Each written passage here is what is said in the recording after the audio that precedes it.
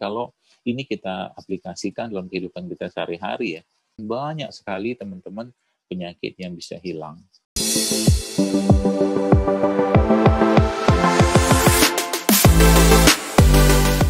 Kunci kesehatan dalam Islam itu adalah semakin sederhana apa yang dimakan atau dikonsumsi seseorang. Ya. Kuncinya itu saja, kata kuncinya. Artinya semakin tidak terlalu banyak ragam makanan yang dimakan, ya, dan tidak terlalu sering pastinya, itu ternyata sangat meringankan tubuh dalam melakukan aktivitasnya. Ya. Jadi kalau kunci ini sebenarnya kita kembalikan pada Al-Quran. Ya mungkinlah ini disebut dengan food combining itu gitu, atau mungkin apa yang ada dalam Al-Quran tersebut kemudian dibahasakan dengan bahasa-bahasa tertentu oleh orang-orang zaman sekarang, ya, sebagaimana ayat dalam surat Ali Imran Al-A'raf yang sering kita dengar, ya, yaitu wakulu wasrabu wala tusrifu, ya. Jadi makan dan minumlah kalian tapi jangan berlebihan. Ini sebenarnya ayat yang menjadi cikal bakal pokok ilmu kesehatan. Ya. Memang Al-Quran tidak menyebutkan secara detail ya tentang apa yang harus dimakan tiap hari, karena itu dikembalikan kepada keimanan atau ketakwaan seseorang, karena memang makanan pada akhirnya jika berlebihan itu akan melemahkan keimanan seseorang. Dan itu memang dibuktikan ya bahwa para salafus saleh atau orang-orang saleh zaman lalu, termasuk salah satu ulama besar dalam Islam yaitu Ibnu Qayyim al-Jauziyah rahimahullah, itu mengatakan salah satu penyebab lemahnya iman itu adalah banyaknya makan. Ya, konsep food combining yang kita ketahui adalah bagaimana menyederhanakan makanan yang dikonsumsi, ya, menyederhanakan makanan yang dikonsumsi sehingga tubuh tidak berat kerjanya. Ya, artinya dalam sebuah katakanlah sajian makanan yang dikonsumsi oleh seseorang gitu ya. Nah, itu terkandung bahan-bahan yang sesuai yang dibutuhkan oleh manusia atau orang yang mengkonsumsi saat itu. Jadi makan itu bukan cuma sekedar rasa, tapi di situ ada kebutuhan atau keperluan kita untuk mengkonsumsinya sehingga tidak menimbulkan masalah dari makanan tersebut. Ya, contoh mungkin kalau kita lihat ya zaman sekarang ada beberapa jenis teori-teori makanan misalkan, yang mana teori makanan tersebut mencampur adukan jenis atau ragam makanan sehingga akhirnya tubuh jadi lelah, ya, tubuh jadi lelah dan tidak teroptimalkan enzim-enzim yang ada pada tubuh kita, khususnya mulai dari mulut misalkan. Nah, inilah sebenarnya akar masalahnya. Ketika makanan yang dimakan itu terlalu jenis ragamnya terlalu banyak ya, dan itu jenisnya pun sama kadang-kadang. Contoh mungkin orang yang sudah mengkonsumsi telur pada satu sajian makanan ya tidak perlu lagi dia mengkonsumsi mungkin daging ya, karena sama-sama protein.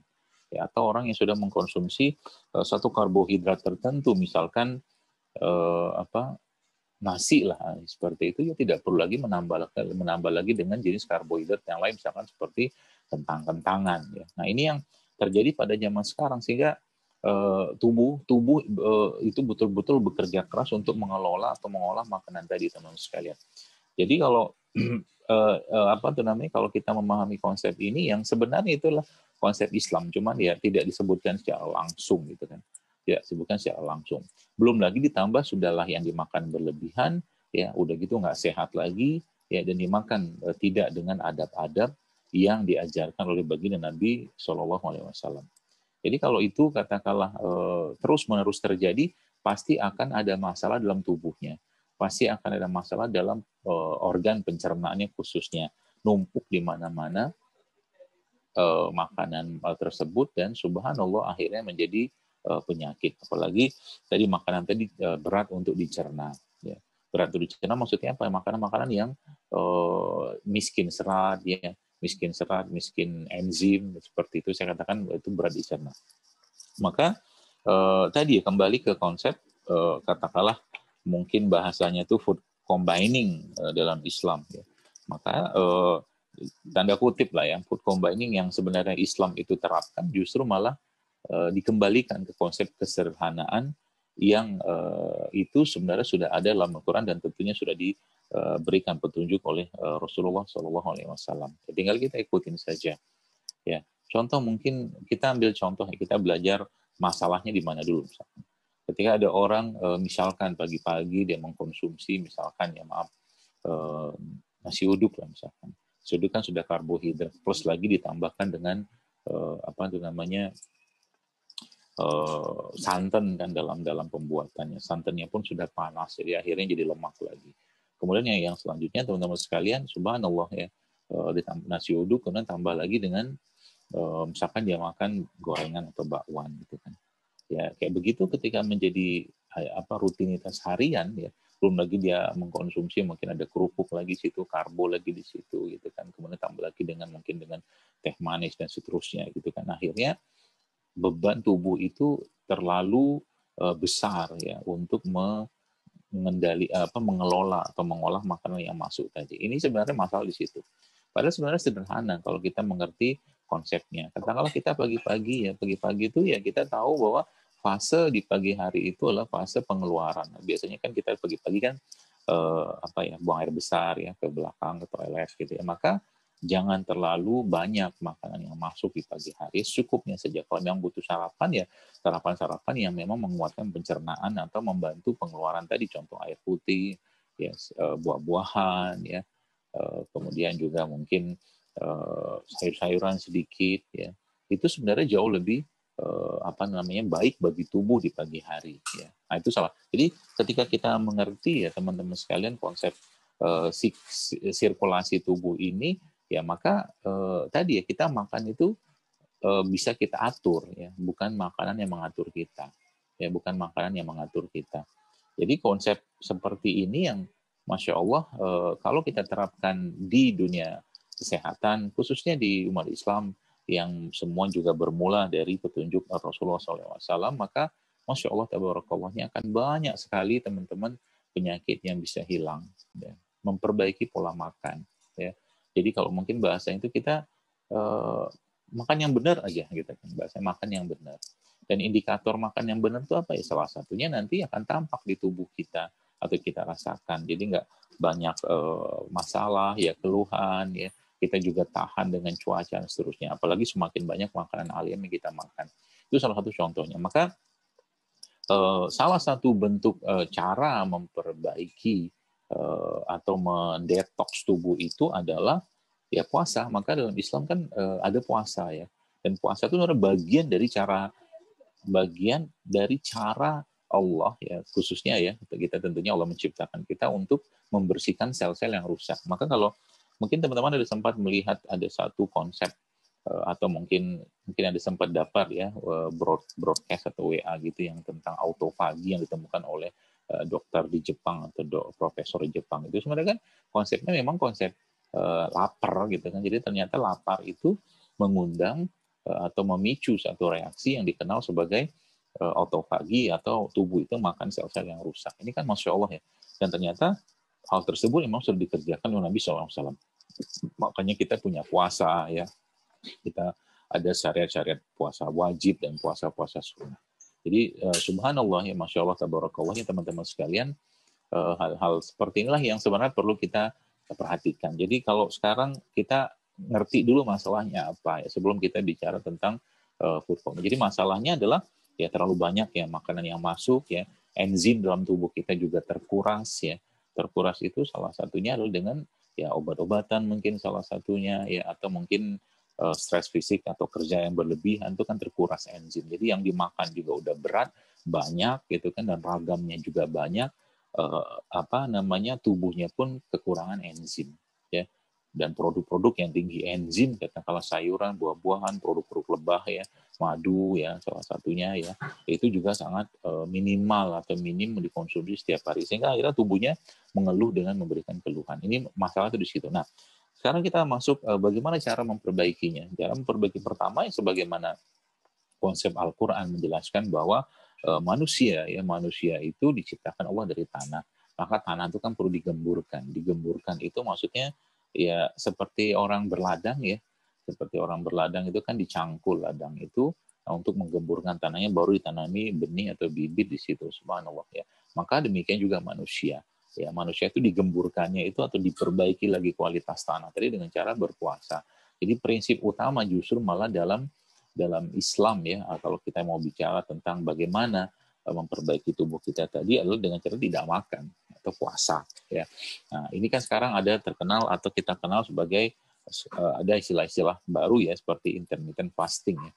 Intermittent fasting. Jadi Masya Allah intermittent fasting itu ya nggak makan sekian jam, nanti makan di waktu-waktu tertentu. Nah, sering saya sampaikan, boleh nggak intermittent fasting? Ya boleh-boleh aja, nggak masalah. Cuman sebenarnya kalau kita bisa gunakan senjata ya atau jurus yang sudah diajarkan Rasulullah SAW ataupun Al-Quran ajarkan, itu sebenarnya jauh lebih dahsyat daripada intermittent fasting. Bahkan pernah saya sampaikan daripada intermittent fasting gitu ya, saya sampaikan lebih baik puasa Daud.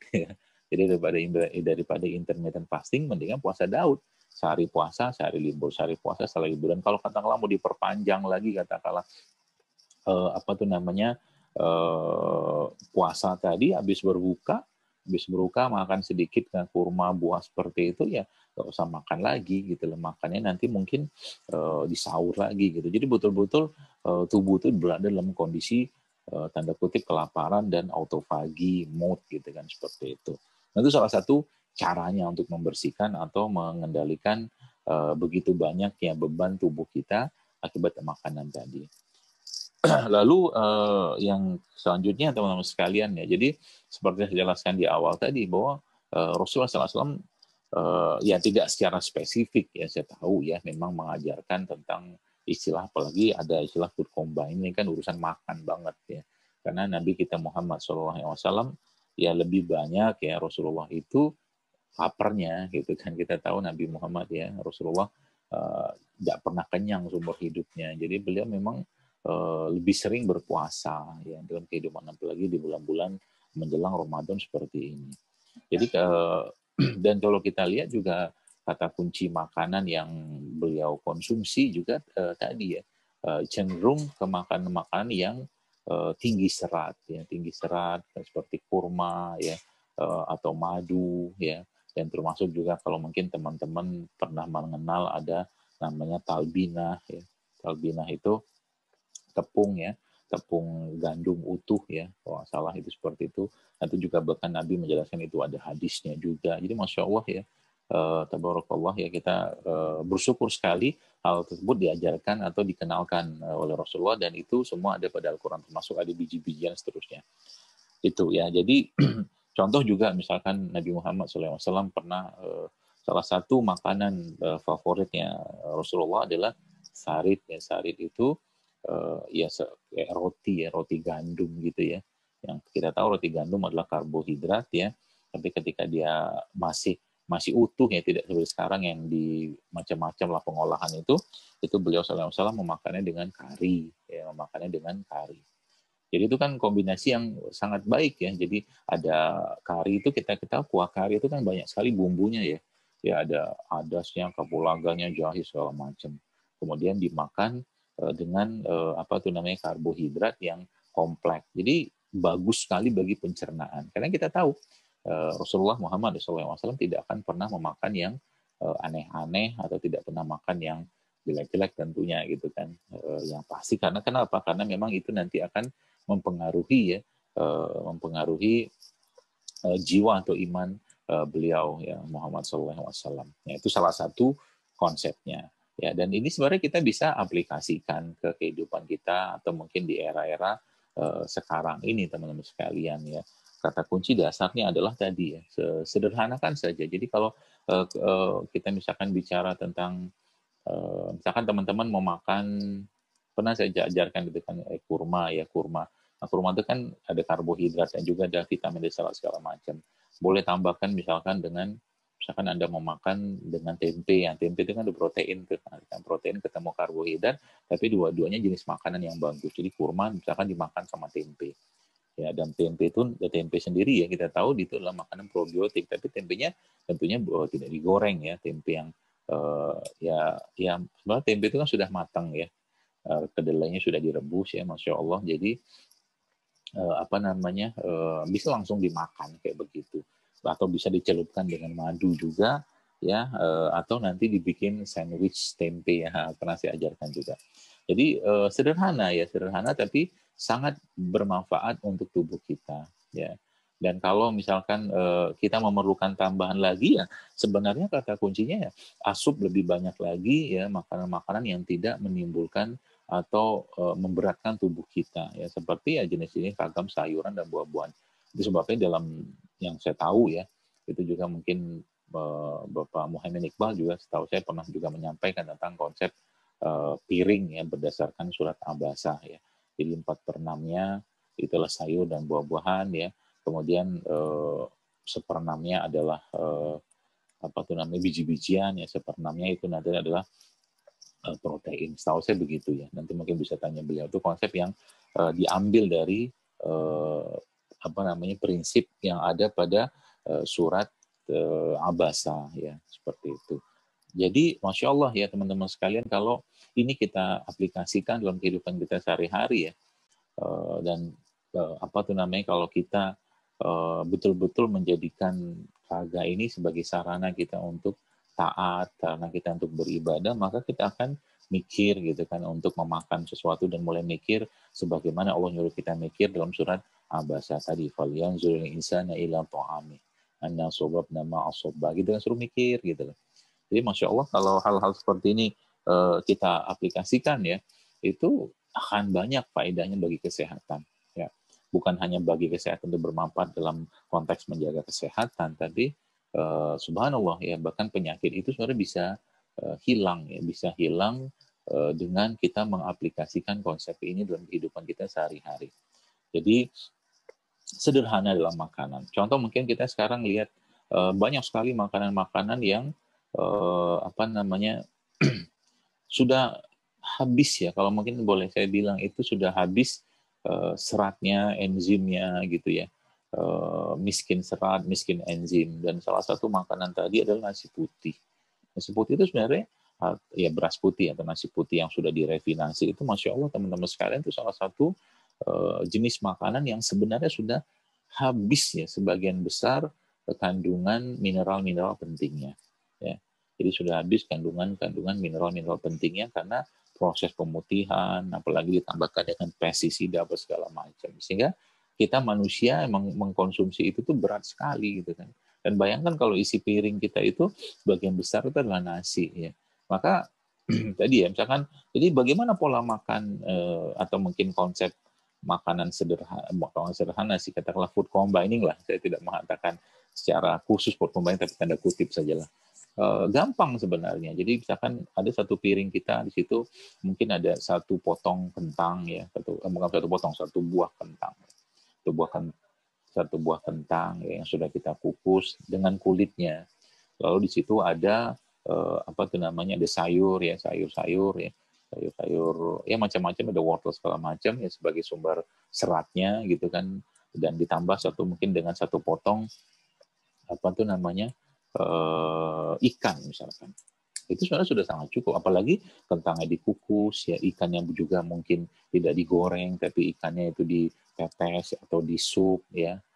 Itu yang masuk ke badan kita tuh nggak punya, bukan cuma sekedar protein tapi dan tidak berat ya. Kalau ikan yang digoreng gitu kan tuh masya Allah berat sekali teman-teman, bukan berat sih, apalagi lemak trans yang ada pada ikan atau mungkin penggorengan tadi itu membuat beban tubuh makin berat lagi.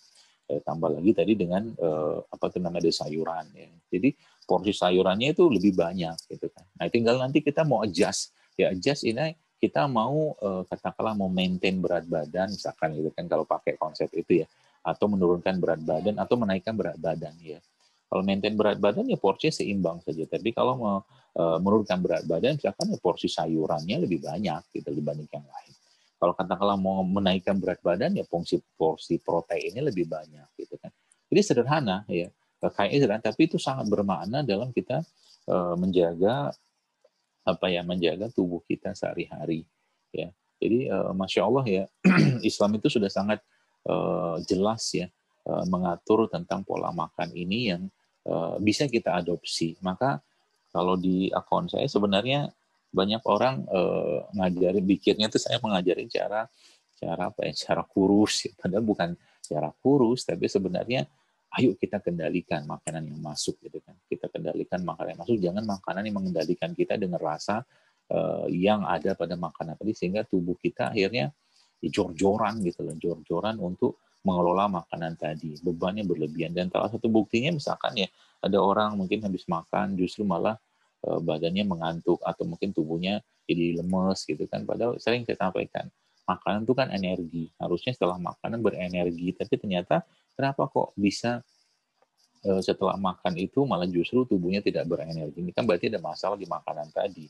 Ya, salah satu masalah tadi karena tubuh lelah untuk mencernanya. Ya, lelah untuk mencernanya. Ya, lelah itu maksudnya apa? Tubuh kekurangan enzim ya, atau tubuh miskin enzim, dan makanannya pun miskin enzim di situ, miskin serat juga ya. Sehingga akhirnya untuk kan begini sebenarnya, ketika tubuh kita itu memerlukan enzim katakanlah ya untuk memetabolisme makanan yang masuk, teman-teman sekalian, maka tubuh minta istirahat gitu kan. Tubuh istirahat. Jadi istirahat itu kan salah satu, atau apa tuh namanya, tidur ya misalkan, itu salah satu cara tubuh kita untuk memproduksi enzim. Nah, yang menariknya lagi adalah ketika kita mengetahui bahwa ada salah satu petunjuk dari Nabi Muhammad SAW tentang bagaimana cara mengoptimalkan enzim di siang hari, yaitu dengan cara kailulah atau tidur siang. Itu salah satu cara yang paling baik untuk membentuk enzim baru ya di tubuh kita di setiap harinya dengan tidur yang tidak lama ya. Ada yang mengatakan sebelum zuhur, ada yang mengatakan sudah zuhur, tapi jelas sebelum asar ya. Itu ternyata tidur 15-30 menit itu salah satu cara yang sangat-sangat efektif, yang di negara barat mereka nyebutnya power nap. Power nap itu tadi yang tidur siang gitu kan. Jadi itu yang tidak lama itu ternyata jantung kita juga sangat baik ya, atau mungkin jantung kita juga diperbaiki atau di refresh gitu kan dengan tidur siang tadi. Dan Nabi Muhammad SAW juga menjelaskan bahwa tidur siang itu adalah cara ya agar kalian bisa bangun malam mudah. Jadi Nabi Muhammad SAW menjelaskan bahwa tidur siang itu agar kalian bisa bangun malam dengan mudah. Itu seperti, saya belum tahu korelasinya apa, tapi yang jelas mungkin biar jantungnya juga sehat ya malam hari seperti itu. Nah, ini ya beberapa konsep-konsep yang mungkin bisa kita aplikasikan dalam keseharian kita. Ya, jadi kata kuncinya tadi ya, you just have to eat right gitu kan. Kita cuma perlu makan yang benar gitu kan, makan yang benar. Kemudian ada tinggi serat, tinggi enzim ya. Termasuk juga kita juga konsumsi lemak-lemakan ya.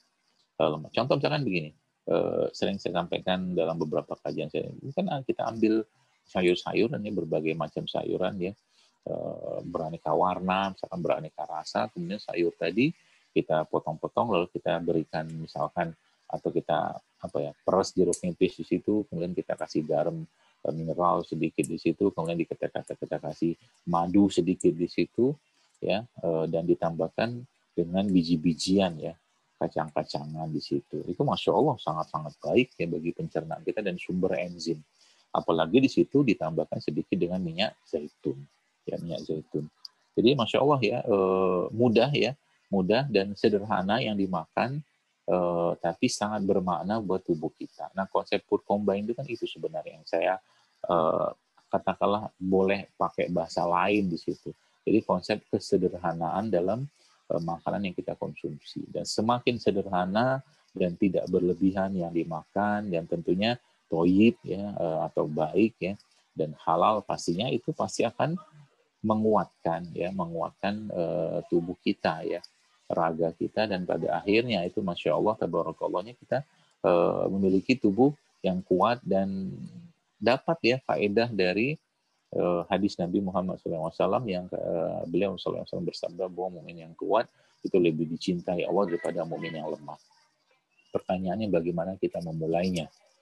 Bagaimana kita memulainya, atau apa motivasi yang paling tinggi untuk memulai itu? Yang motivasi tertingginya tentunya karena kita lakukan karena Allah, kita mulai memperbaiki pola makan itu karena Allah, itu yang pertama. Lalu yang kedua adalah bagaimana kita mengembalikan jasad kita ini kepada Allah dalam keadaan yang baik. Ya, sebagaimana Dia menciptakan jasad ini dalam keadaan yang baik. Itu poin pentingnya. Jadi Masya Allah, Subhanallah, Allahu Akbar teman-teman sekalian. ya. Ketika kita berazam untuk mengembalikan jasad ini kepada Allah dalam keadaan yang baik, itu Masya Allah ya, Allah juga pasti akan membantu kita ya. Allah juga pasti akan memudahkan kita untuk mendapatkan bahan-bahan atau barang-barang atau produk-produk ciptaan Allah yang tersebar di mana-mana. Ya, karena Allah menciptakan kita dalam keadaan yang baik ya, maka kembalikan pula jasad dalam keadaan yang baik. Karena kita tahu ya, atau saya mungkin harus sampaikan bahwa penyakit-penyakit degeneratif ya, stroke, kencing manis, darah tinggi itu kan penyakit salah satunya sebabnya adalah kelalaian seseorang dalam terlalu berlebihan ya dalam urusan makanan. Ya, sudah berlebihan nggak bagus pula yang dimakan. Ini masalah kan akhirnya kan, Masya Allah ya. Jadi Allahu Akbar sekalian. Jadi kita perlu ya kampanyekan ya hidup sehat ini ya, atau mungkin pola-pola kehidupan atau mungkin pola-pola makan yang baik dan sehat ini. Karena apa? Karena ini akan menjadi bagian dari gen seseorang.